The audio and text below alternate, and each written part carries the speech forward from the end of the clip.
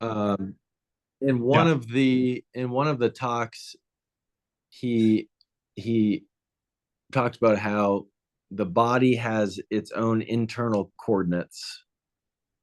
Hmm. The world has external coordinates, and there's the interface on on the outside of our body where we have to take external coordinates and convert them into internal, or Hmm. like then if we want to act out into the world, if I want to move my arm, I want to push this thing, I have to take internal coordinates and convert them into external coordinates. Uh-huh. That concept I definitely want to clarify a little bit more in terms of, from what I understand from what he said, and kind of just thinking upon it, the external world is subject to Newtonian laws, Hmm. but inside our body, within the blanket of our body, uh, there's a whole different set of physical laws that are going on inside us, Hmm. and so that kind of disparity is something I want to clarify. Of like, first of all, how, I know that the external coordinate, like, so angular momentum of my arm is converted through the skin folds into the fascial system and dealt with. um but how, one thing I guess I'm a little gray in is that how do you take internal movement and then convert it into external movement? Hmm. um which is kind of coming back to the conversation of how can we conceptualize raising my arm that isn't a muscle generated raising my arm? Yeah. um it's something I'm still trying to get a better idea of how to talk about that, because I know, again, I know that I'm going to come across that question. Someone's going to raise their arm and say, well, how do you explain how to, bend your elbow Yeah. or pick up a weight if the muscle isn't doing that? And I have a rough idea of like, well, the muscles might, change shape, change and push out against the fascia, which ramps up the tension, which allows the Hmm. movement. But that whole dynamic between internal and external is still a little bit gray. Yeah. Yeah, I totally get what you mean. And that was my question to Stephen Levin. How do I explain the raise of the forearm without saying Yeah, that the biceps is doing it? And he said the body is reconfiguring. Uh, and for some time, I was thinking, well, I thought that they were excluding the muscle action, like there is no muscle action. yeah, No, yeah, there is muscle action, but in the plates of the weight thing, there is not just muscle action. There is yes, much more uh, around the muscle action. But in order to explain it, the everything that is under the iceberg that is more important than just the tip of it, um, like for me, you can find words to people that have some experiential by manual usage or manipulation of the body, or by physical action, conscious yeah, physical action. You can explain that in words, and um, that will ring a bell in their experiential. When I talk to people like dancers, I have a client. She's 70 something, and she has been a classical dancer. And then she taught ballet, and then she became a Pilates teacher, but she never studied. and everything that she studied, biomechanics, anatomy. She said, "Oh, I really don't understand. Why do I have to study these, like to do my ballet and my Pilates?"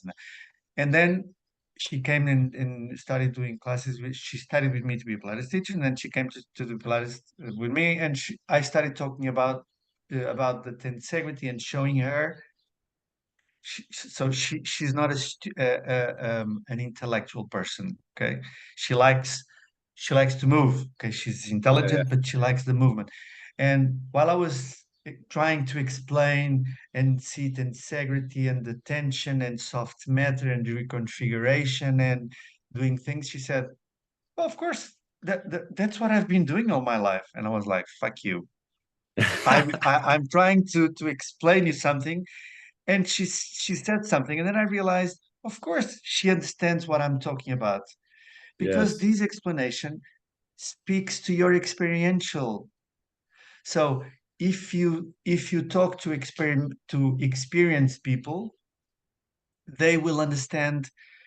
They will not understand all the words and all the concepts, but they will understand that there's a juice there that yeah, talks to them much more than if you went with a biomechanic thing with leverages and the fulcrums and yeah, so yeah, um, yeah. so that I yeah. I'm I totally agree with you.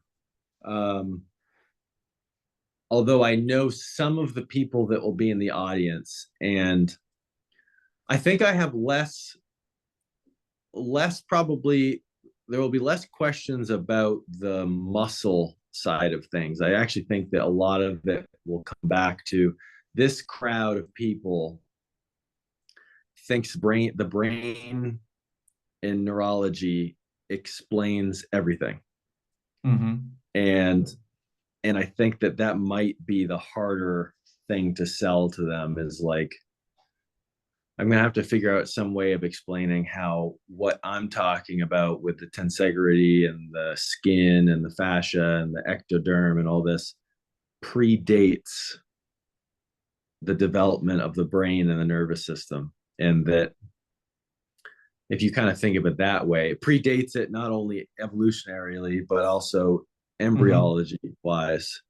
And if something predates something else, then the next step would say that the thing that predates the second thing uh, must be healthy and functioning for the second thing to function. Yeah, yeah, I understand. Um, Speaking of which, before we move on, did you finish the YAP course? No, no, I haven't checked the second part yet. I I still have started the the second. second day. Yeah, I think And I'm like maybe a half hour into the second part. Um, every time I've heard him talk, I have conflicted feelings. Um, there's been some things that he said that are like really changed the way I think. I remember he did a biotensegrid tea party where he was talking about the fasciist fabric. abdomen.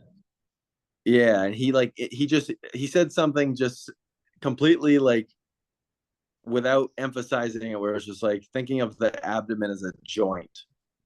Hmm. And I was just like, holy shit! It was completely changed, like blew my mind and changed the way I think about the abdomen. But there's something so harsh about him and Hmm. the way that he talks Yeah, that rubs me the wrong way. yeah, I understand. And it can be hard for me to like I have I don't know 2.5 hours left of his presentation, and I've been choosing to go back and rewatch other things rather than finish it. And I also found that the first day was a little disorganized. Yeah, yeah, yeah, yeah, it was. Yeah, I agree So with I you. don't know. I value his thoughts and I value his message, but I almost feel like the way that he presents it is like a school teacher like slapping you on the wrist with a ruler, like, why Right. don't you understand this? And it's like, ugh, I He don't has been a school teacher all his life know. at university level and others. So, and he's very,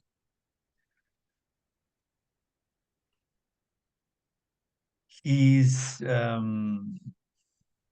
yeah, he's bitter with Yes, life, towards life. It looks like. yes. And I heard that he was used to teach with his wife, his late wife. They were very, very, very, very close. And Mm, he still talks a lot about the loss of, and then he went into spirituality, deep into spirituality. Um, and it's kind of, it, I think it enlightens him to go that way, but it's a heavy, it looks like a heavy yes, loud, dark, darker side. Um, yes, and so I think he behaves accordingly. Yeah, he's heavy. yeah. He's heavy. No, that makes a lot of sense. But he's I very sweet. before I started the course, I read, I think, the first of the two. My God, how do you pronounce the guy's name? Bleshmit. Blacksmith. Uh, I read one of those books, and Oh, that was fantastic. And I was expecting Yap's course to be much more along the lines of like tracking the development, and at mm, least the first day, maybe because it was a little disorganized, it didn't get into that much. I yeah, don't know what the second day will show, but yeah. um anyway. And So he usually does that course in 6 days, so yeah, he it's has a true. lot more time to chew and to spank people, to slap Yeah. people in the face. I believe so. um Yeah, Also, did you see or read the post or whatever that he wrote addressed to the Fascial Research Society? yeah, That was yeah. an, that was another example of like, okay, I get that you're frustrated, but like Yes. that's not the way to bring these people along. I mean, he has no filters anymore, I think. So he just says on social media everything that he Yeah, likes, the way he likes, and he doesn't give a shit. He doesn't give a shit. yeah, That's what I hear when I see him speaking. He doesn't give a shit. He just says whatever his truth is without giving a shit to anyone else and to what other people may think or say or feel. yeah, Um, and I think that's why Leonid likes him so much because he's so blunt, so in your face, and he likes people like that because he's a little bit yeah. like that, yeah. Leonid, a little bit like boom. Yeah, the difference with Leonid though is like Leonid's like that, but Leonid is still open. Where if somebody in the audience asks a certain question or brings something up that sparks his interest, Yeah, yeah, yeah, yeah, yeah. whereas it seems like with the app, it's like if somebody asks a question, even if it's just for clarification, if the question at all questions what he said, his reaction is His defensive, aggression. rather. Yeah, Yeah. So I don't know. Anyway, yeah. Let's see. um, I still have to go through the second half. I didn't want to see it online directly while he was speaking because it was a little boring to hear him to stay there and yeah, just hear him talk. I could see it recorded yeah. afterwards. So Good. yeah, I would And love. Yeah, sorry, go. no, I just saw your comments that you posted on our WhatsApp thing, Yeah, and I agree with you. What I said that you were first exploring it in a passive way, and then you started exploring it actively, and you described it as as a black hole or as vacuum cleaning it, vacuum sucking it. Yeah, and yes, that's a very difficult distinction when you describe, it's very difficult to describe exactly what you're doing it. what you're doing there. But I think that yaps, which is blacksmith expression, it's like enlightening to my clients when I explain them that the opposite of expansion is impansion. And for me, Yeah, impansion, yeah. in sensitive terms, in felt sense terms, it's exactly what I want to accomplish with that action in the folds. It's impansion. It's funny Yeah. when I first was playing around with the skin folds, I purposefully didn't let myself actively do it because I was afraid that the muscles would get involved. And I was Mm, and I thought if the muscles get involved and I'm contracting the muscle to pull into the wedge, that will just fill volume. You know, the muscle mm, will fatten and expand and will actually mm, maybe interfere with the ability for me to access that fold. mm. And then I don't remember what sparked me to try the sucking or the vacuum thing, Uh-huh. but all of a sudden I felt like, oh, I can actually I'm actively doing something, but I'm not using my muscle, Yeah. which is very intriguing and kind of eye-opening to me. It was like, oh, I can create and direct a movement without using my muscle because we're trained to think that the Yeah. only Yeah. way to Although you're using the consciously, muscle, huh? yeah, well, I don't know what I'm doing. It doesn't feel like my muscle Yeah. is, Yeah. It doesn't feel like using an external contraction. But yes, if you do that whole black hole action that you mentioned, and then you try yeah, to feel the tension in the muscles that I suppose there is an increase of tension. So yeah, yeah, it's it's weird. just to focus. Yeah, yeah, Yeah, yeah. so Uh, I would love to kind of experience some of the stuff Okay, you've been doing, okay, um because I think it will definitely like help enhance what I've been doing and also inform me of just conceptualizing things. good. So I usually use my Pilates equipment because it helps me.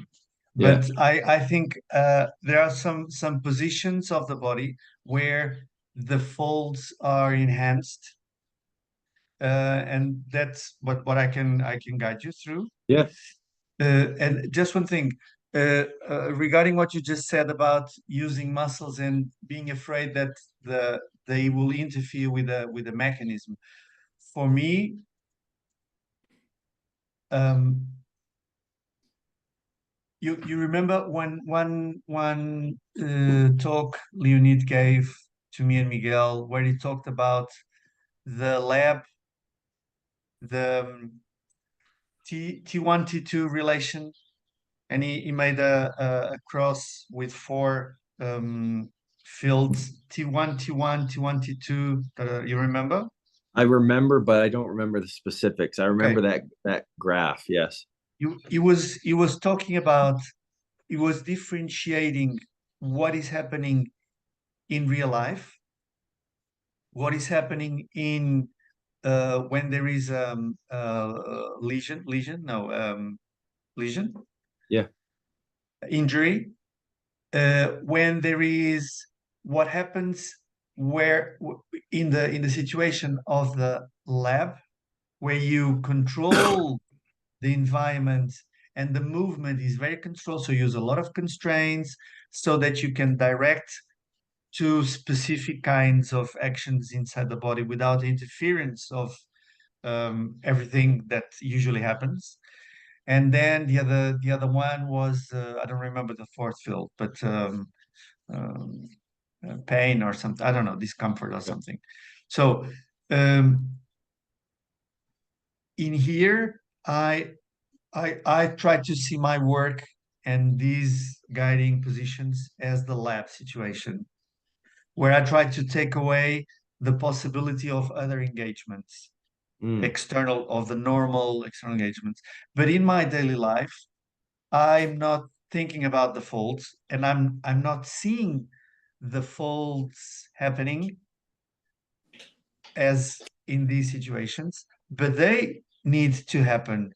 And the Yeah. consequence of them happening is not feeling any discomfort, limits of ranges of motion. Yeah. Yeah. Yeah. So, Yeah. okay, No, that this is just my thoughts because I haven't discussed it with Leonid, but uh, these are my thoughts on that. Okay, no, that makes a lot of sense. Yeah. you have any kind of elastic bands I or don't a have towel? any a towel. Yeah, Yeah. 1 second. or something that is not big, it's short, but you can hold too. Yeah. 1 second.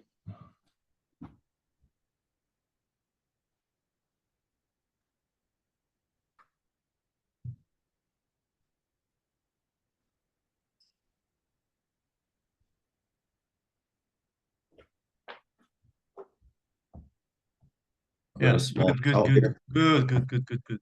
And um, try to be um, well. First, it's better to do the uh, first lying on the floor without a towel. Just can you do a roll over? Bring your legs and over your shoulders. Yeah, like that, like so. Okay. So from that position, if you place your toes, maybe the ground would be too much, but if you have something that you place your toes on, Yeah. okay, and the knees are still bent, so your hands are on the floor in front of you, and I'm Yeah. going to try to target the lower fold, so the pubic and belly button fold. Yep. As you stretch the legs on in that position without moving the toes, you can stretch the legs, Yep. flex them, and flex them again, again. So you stretch, yes. And as you stretch the legs, you will feel the tension in your back muscles of the legs and around your spine, back, right? Yep. Yep. Okay. So instead of just thinking of stretching the legs, instead of, so you bend the legs, Yep. instead of thinking of stretching, you think of folding towards or creating a vortex, like Lina said, towards the belly button. So the belly button will be sucked towards your lower spine, your lumbar spine. Yes. And the rib cage will be open over the abdominal. You understand what I'm saying? I don't understand the rib cage part. Okay. You can. I'm going to show you. Yeah. So you will be in that position. You'll be in that position, but these will be sucked in, Yep. and the rib cage will be totally open, not squeezed in. So I see. you do these Yes. action. You see? Oop. Yes. So you replace one with the other.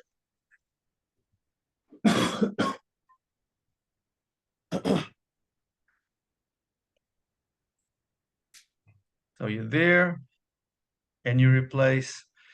If the feet are higher or supported by something higher, would be easier for you to do those two actions against a sofa or so. Yeah, yeah, doesn't mind.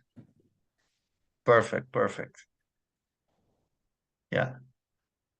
So you just yeah, perfect. It's perfect. Good. And now, as you open the rib cage and sink your belly button under the rib cage towards the lumbar spine, can you feel the release in your back and on your at the back of your legs? I can feel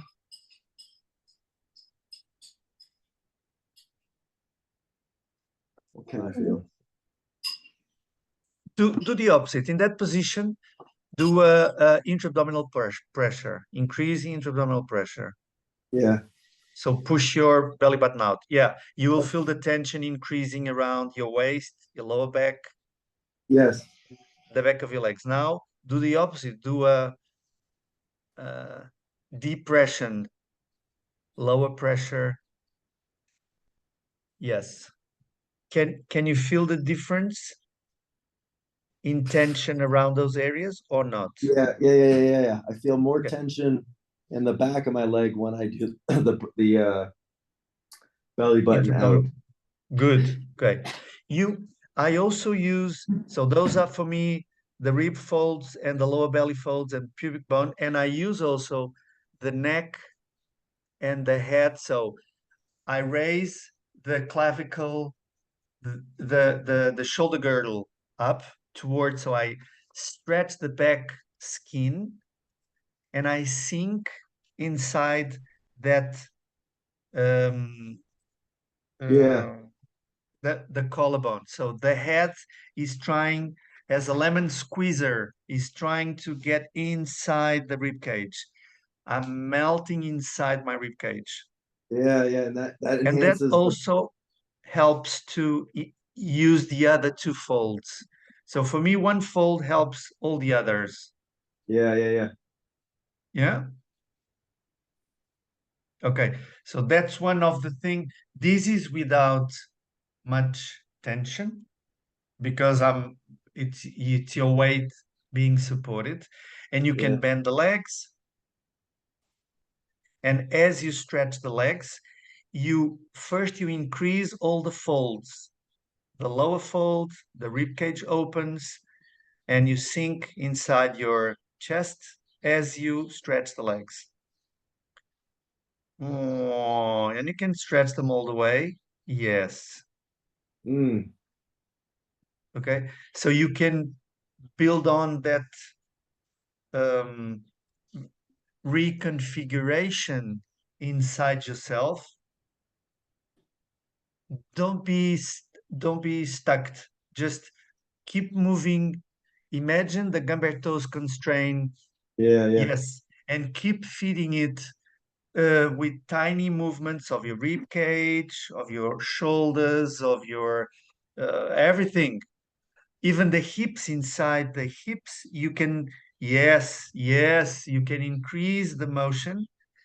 The jaw also increases. There is, so I see searching for um, Gilberto's constraint everywhere, so I can withhold positions without muscles overcoming the position. So I just figured out, I think just it was before 2 seconds ago, I was struggling to do in this position the rib cage up, sucking Uh-huh. the belly in, Uh-huh. which I can do in a different position, but I was struggling to do it there, and then I just got it, and I felt my lower back completely let go of tension. Okay. Okay. Yeah, Okay. So there are other positions. yeah, The lower your spine, bend your legs. Yeah. Keep your knees towards your chest. So take the feet off the ground. Yeah. And feel how you can um I'm going to use the word suck the belly in, but it's not a sucking in, it's a letting it go inside, yeah, folding inside, and opening the rib cage. And the opening of the rib cage can be made in the upper rib cage. So you can fill in your upper chest and it opens the upper chest. I don't know how you, I don't know you, so I cannot coach you better. Or I can do a breathing in without letting the air coming inside. So yeah, your diaphragm will expand the lower ribs all yep, around. yep. So I don't know what's better to you, but I want that sense of emptiness there. And as you lift the legs towards the ceiling, there will be a point where the belly will bulge, will start Mhm. popping up. Yeah. Yep. So those entrances will be, I say closed. Those folds can no longer work for themselves. Yeah. Okay. So I can work on that position with increasing external tension by stretching the legs up and being able to keep that softness and reshaping of all that front part. I can Yeah. also use my arms towards the ceiling in that position and have a resistance from behind and just pull the resistance from behind or grab some weight on your hands. Yes, if you start pulling something, you will need to do um, some stabilization. Yes. And I want that stabilization to be inner stabilization, to not use the outer muscles, not use the barrel. Yeah. Yeah. And that depends on your capacity to to do that replacement. Man, this is hard. And then there is more because you can do like the legs raised where they were with the belly in and replacement, and then you do one leg down and up, one down and up, that you see. So you're Yeah. Yeah. using the leverages to increase the demand as long as you can keep it in. So this is the easier way to get in contact with that. You lower one leg, yeah, and I would use the neck and the shoulders. Yes. So sink from the upper part so you can find that lower folding better. Or yeah. Yeah.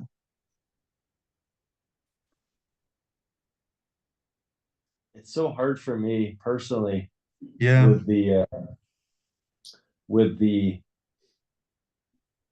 hollowing, for lack of a better word, Yeah. to Yeah. hollow this. But you understood the sensation?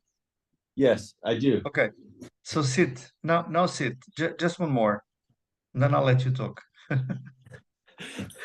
Sit on the floor on a chair. Yeah, just sit and reach. The traditional sit and reach. Yeah. So you can sit a little bit backwards behind so I can see you. Good. And now just reach forward and stay where you're comfortable. Like Yeah, where there's some strain, but it's yeah. not pain. Good. Okay. Now let your head fall down. Good. Stay there. You will from the belly button and from the lower fold, you will suck it in. You will pull the rib cage open over the belly. You will Mm. lift the shoulders toward your ears, sink the head between your shoulders, and go for 1 or 2 centimeters more and stay. Yeah. Again, sink the belly button in, open the rib cage over the belly, lift the shoulders high towards your ears, and sink the head inside and go 1 or 2 centimeters more. And keep reshaping, keep finding space, yes, inside you. Don't be linear. Go to one side and then the other. Pull slightly from the right rib or the right shoulder, or sink more the right ear or the left ear. So you find the little restrictions and you'll start nourishing the little capillaries that you talked about. Yes, that allow you to disperse the external load inside. And in the longest position that you can acquire, you can also, as you said, use the ankle folding, but be attention, don't let that replace the belly button and ribs fold, because when you increase that fold there, it will replace the rib cage for sure. So don't let it close. And in that position, feel it feels a lot of heat, I know, but there is space. It's strange.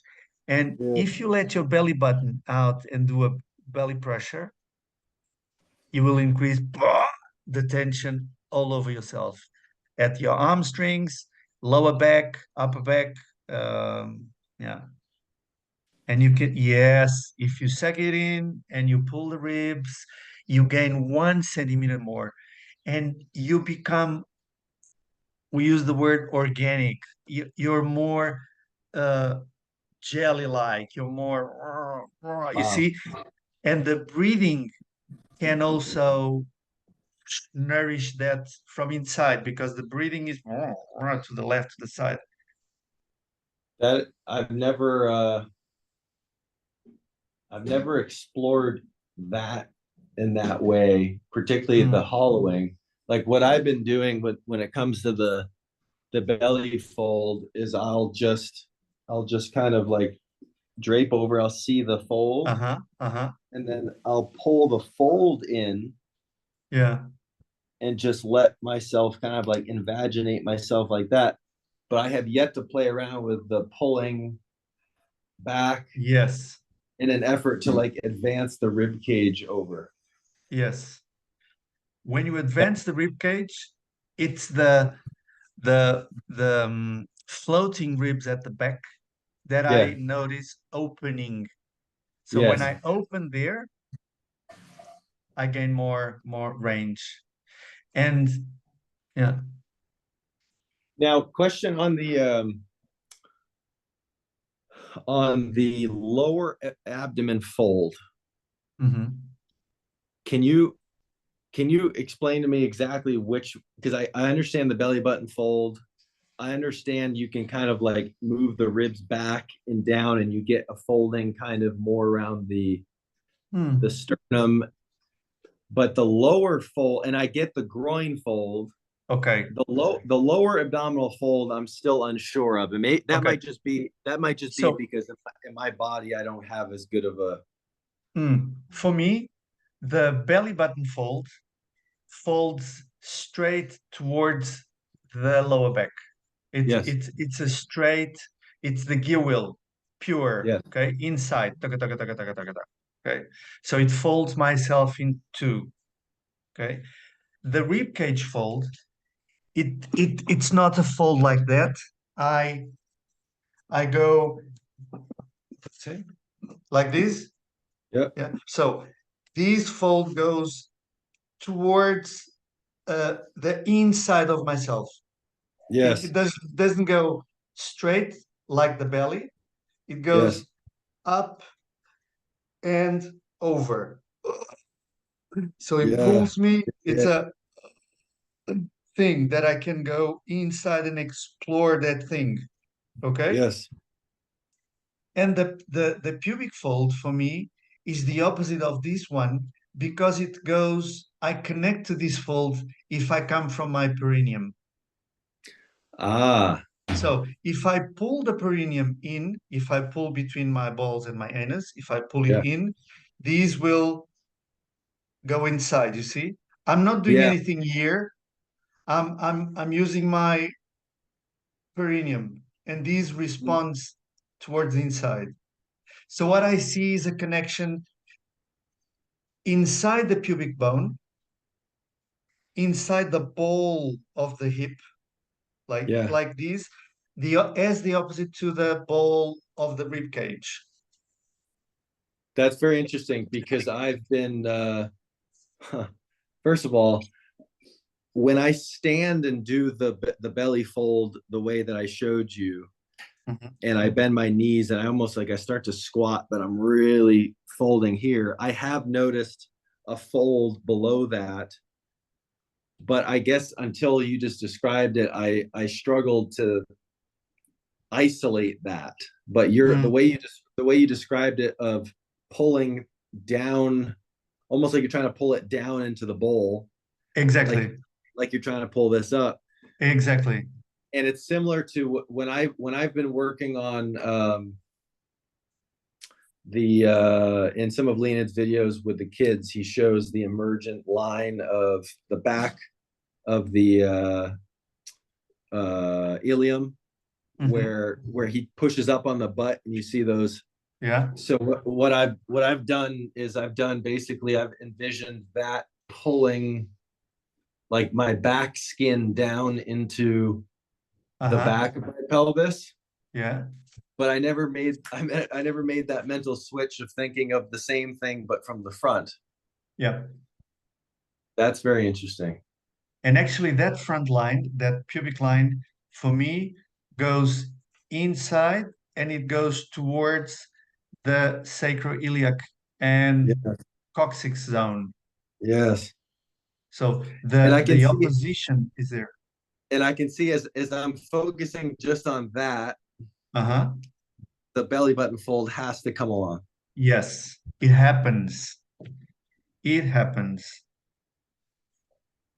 So this is And then what, if I add the sucking up of the ribs, I go even more. and then you add the rib the fold Yeah, here also. Yes, makes sense. it does. I don't know if you've played around with this, but one of the things because of whatever limitation I have that I've struggled with is doing a full depth squat where my head doesn't go forward. So like Mm-hmm, imagine mm-hmm. doing a full depth squat and keeping my eyes looking at something straight. Let's And do it. so I've played around with doing this abdominal fold and the back of the neck fold. Mm-hmm. And after I do that a few times and then I go into a squat, it seems like something is opened up. But anyway, I'll let you I take no, back over. I saw your pistol squat, Yeah, yeah. and I saw exactly that. And for me, these fold here, so folds are always from the front to the back, always. So if I do these, I'm opening the fold. This fold, as this fold here on the collarbone sinks inside all around the shoulder girdle, I sink inside and I meet the fold from the rib cage. So they meet from down and up. And this is my experiential. I don't know if Yeah. Leonid's or if there's any anatomical explanation for that. This is my trip here. But here the fold goes as in the pubic bone. It goes towards the occipital Yeah, yeah. zone from the throat. I do Yep. this is the fold, okay? Here. I'm not contracting the sternocleidomastoid or anything. I'm just oh, it's a oh, you're it's a deep pressure. Yeah. Yeah, a lot I've of been pressure. playing around with this one and then turning and doing it at an angle. Mm-hmm, mm-hmm, mm-hmm. And this has really helped. I've had for years around my hyoid and trachea tension, and this has really helped that. And I also have found that with this fold, particularly if I do it at a rotation or an angle, I feel it almost feels like the base of my tongue, Yeah, the floor of my tongue is being stretched a little bit. yeah, Now sure. I'm interested in something you just said because you said that you do the folds always from the front, Yeah. and I've done basically front, side, back, and with the back, I was studying some. I went to the Met, the museum in New York, and they have a bunch of Greek and Roman statues.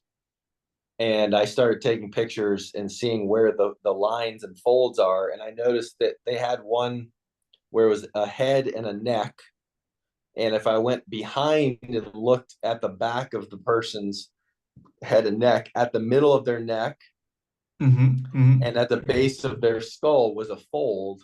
So I've been playing around with those where I'll tilt my head back, I'll feel the skin fold,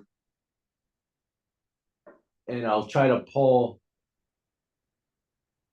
Yeah. at the mid one, or I could take my fingers up and feel a smaller one at the base of my skull at like the Uh-huh. OA and do that. And it's I pair that one, I'll do that for a little bit, and then I'll do this. Uh-huh. So anyway. Yeah, I agree with you. I just see I'm using dorsalization concept of Leonid.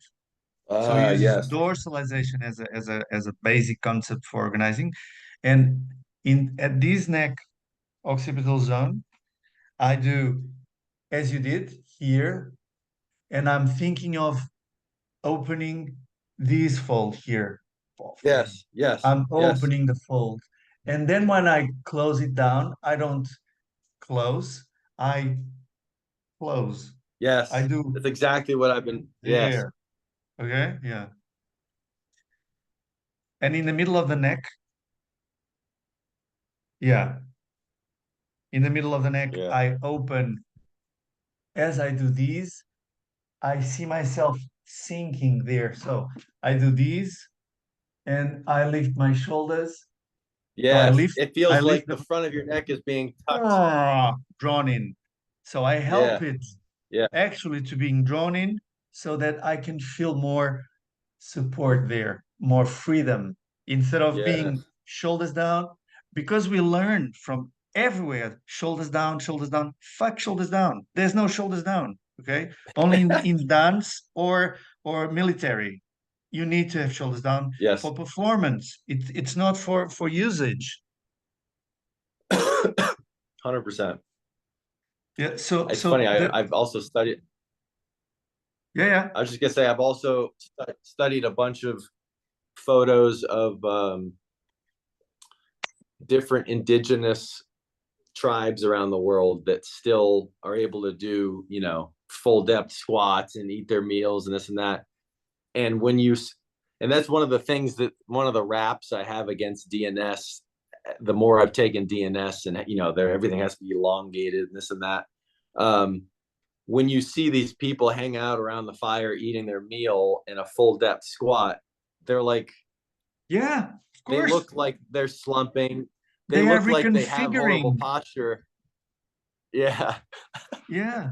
So in the squat, um, I can do something to show you, or you do you want to do it on the floor? You wanna do it, and Sure. I Yeah. guide you. Okay. So you Yeah. sit you just sit down on the floor. Oh.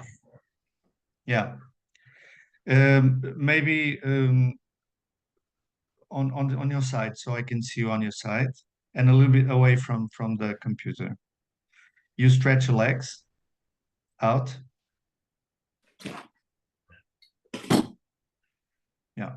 Okay. So you're standing.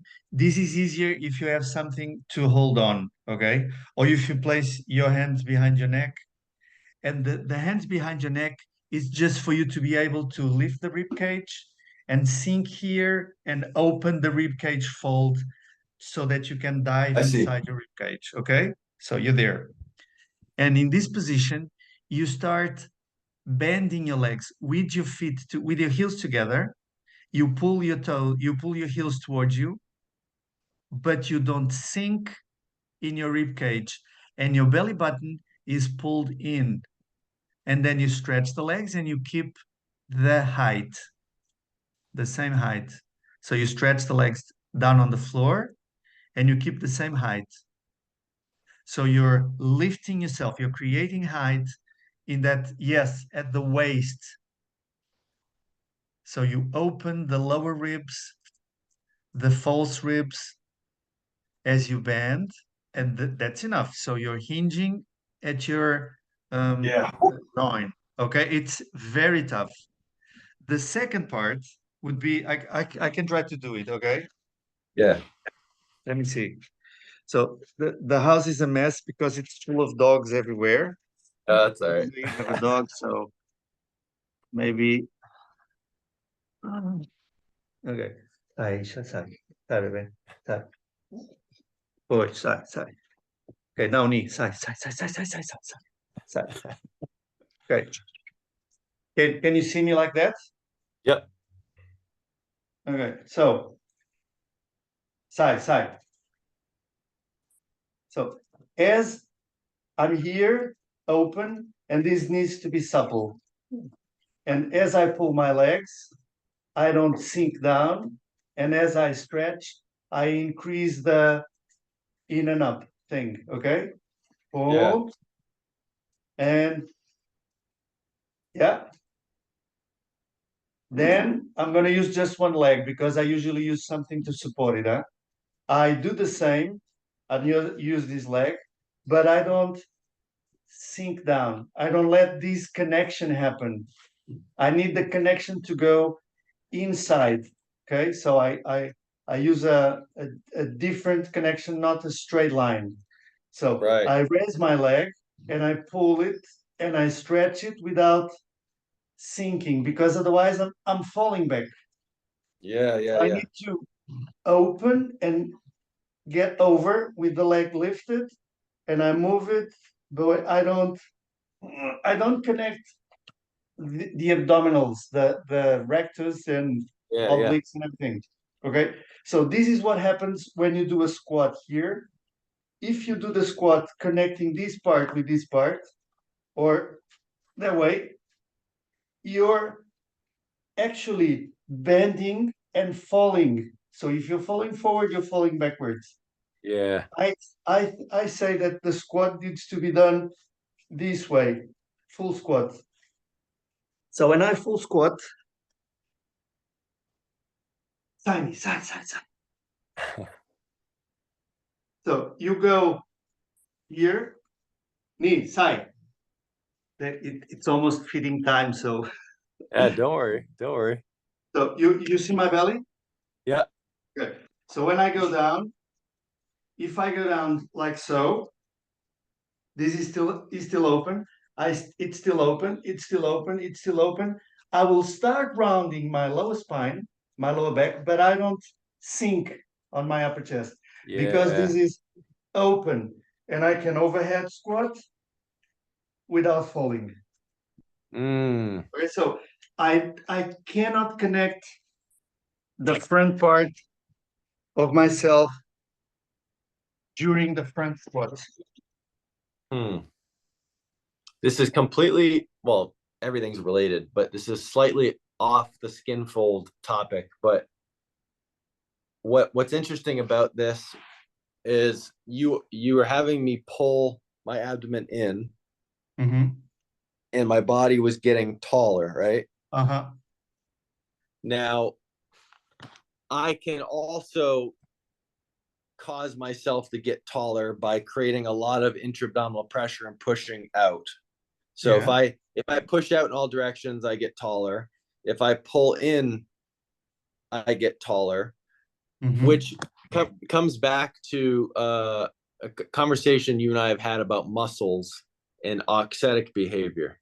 Mm. And something that I've kind of been running through my head is, okay, I can make my body auxetically get bigger by creating abdominal pressure, taking a breath in. Everything expands and almost everything gets taller and wider auxetically. But I can also do the same thing the way you just did, which is having one volume or compartment, for lack of a better word, of my body get smaller as the other gets bigger.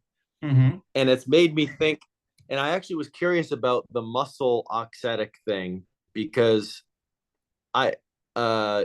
Steven says, Dr. Levin says muscles are auxetic, they get fatter and longer together. And I kind of thought in my head, well, the only way to really know that would be to have a dynamic MRI take images of a muscle Hmm. And I found one research paper online that took dynamic MRI of abdominal muscles during forced breathing, coughing, etc. And the abdominal muscles maintained virtually the same volume during different activities. So the muscle got longer and thinner or shorter and fatter.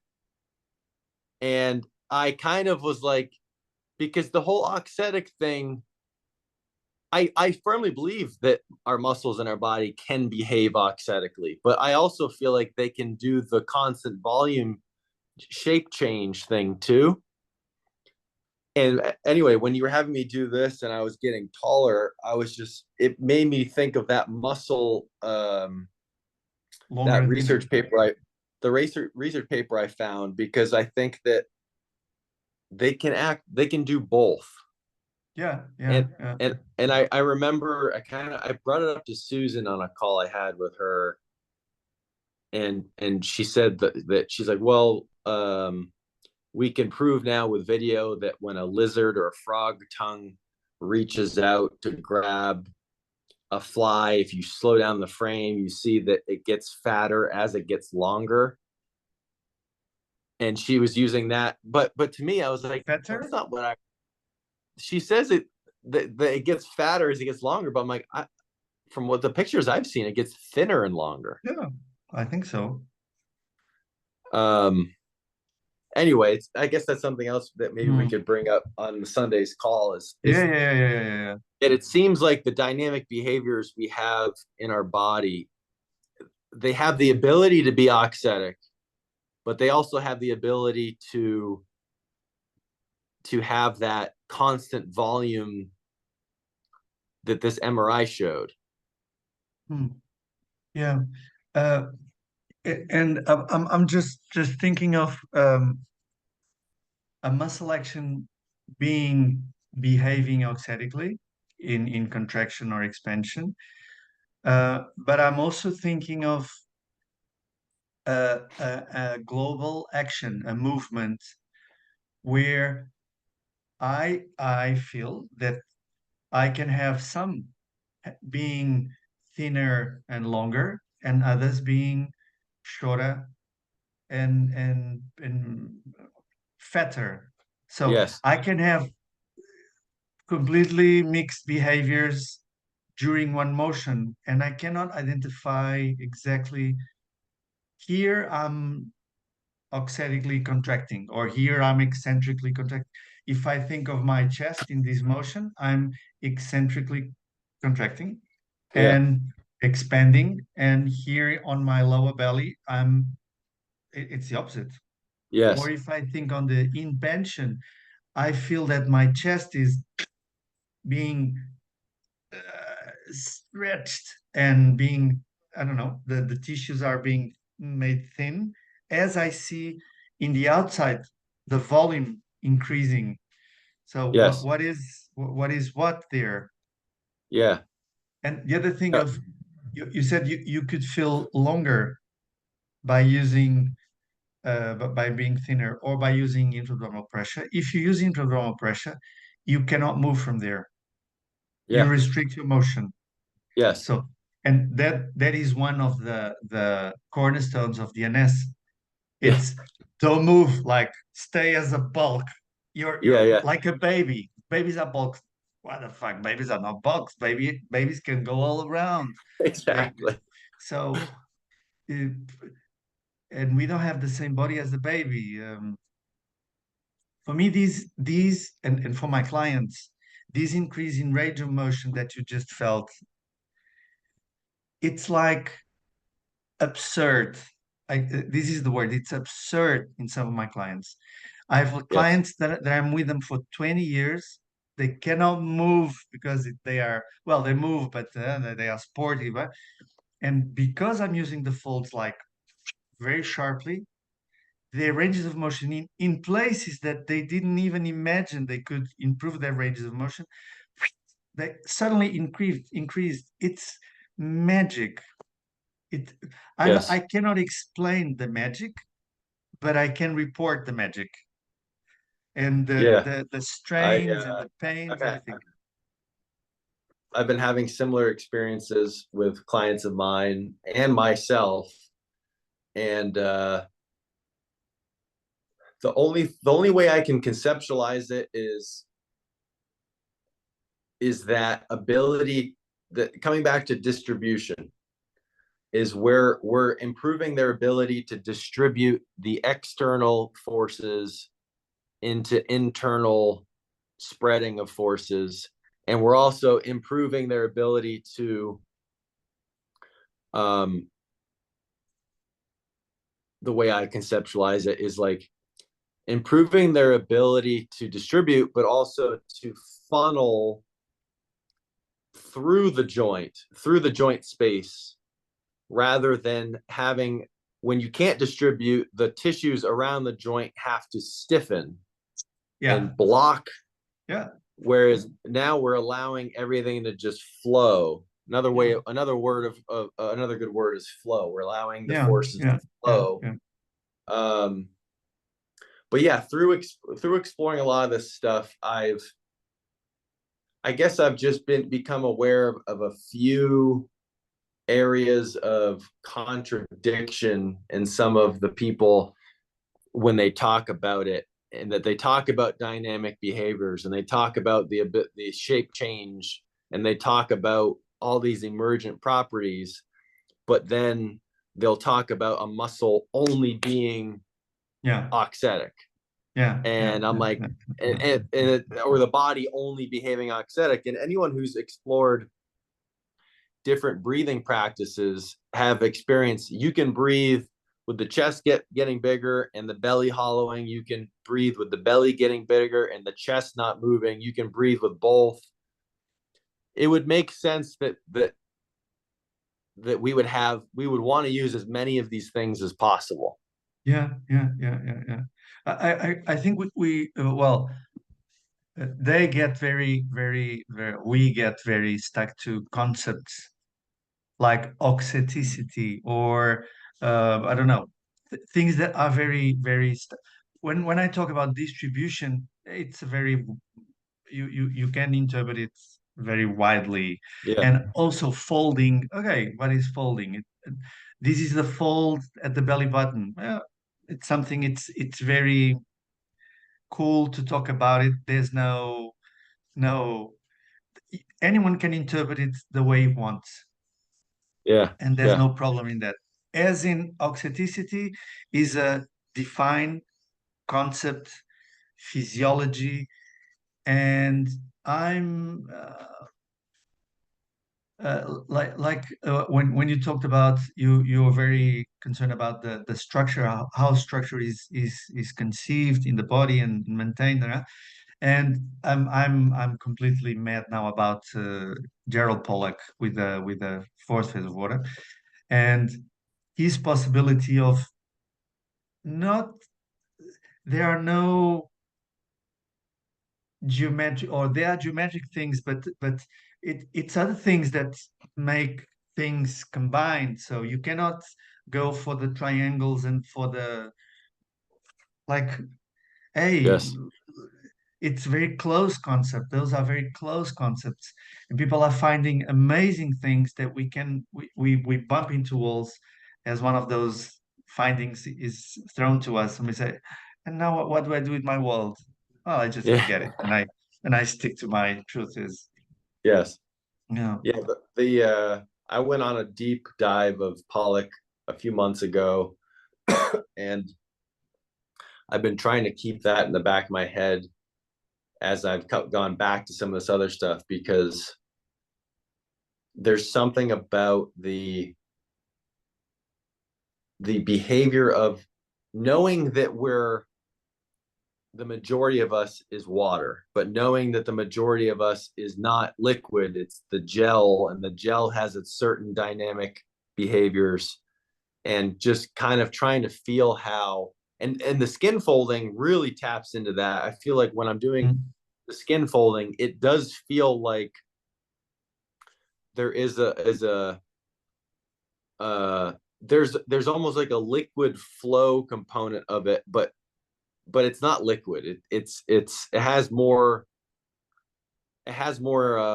structural integrity than liquid. So you Mhm. can almost conceptualize like the rearranging of all the little collagen fibers that are immersed in the gel. It just feels like there's a lot of that rearranging going on. Yeah, yeah, yeah. And Um, connecting that to what we just said, what you said in the beginning about the internal scale and external scale, and how does one translate to the other? You call it scale or something else, huh? Not um, scale, but uh, the word that coordinates. coordinates. Yeah. Uh,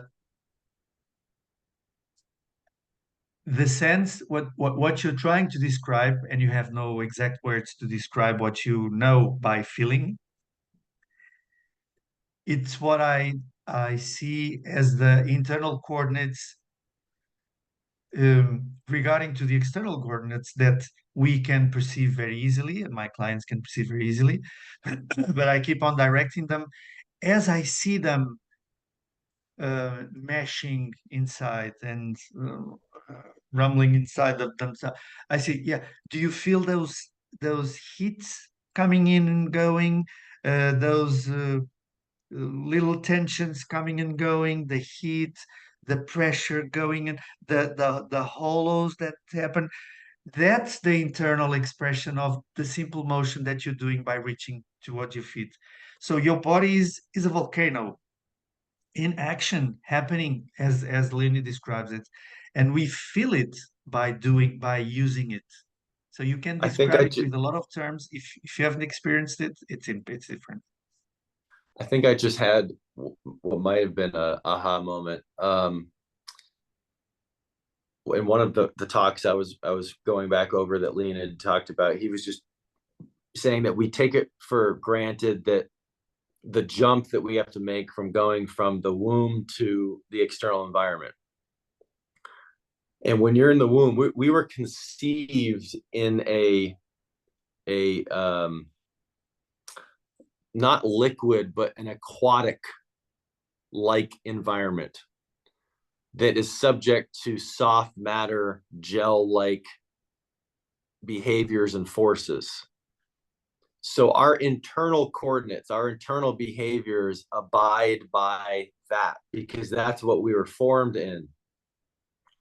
But when we pop out into the external environment, we now are having to deal with hard matter coordinates in physics.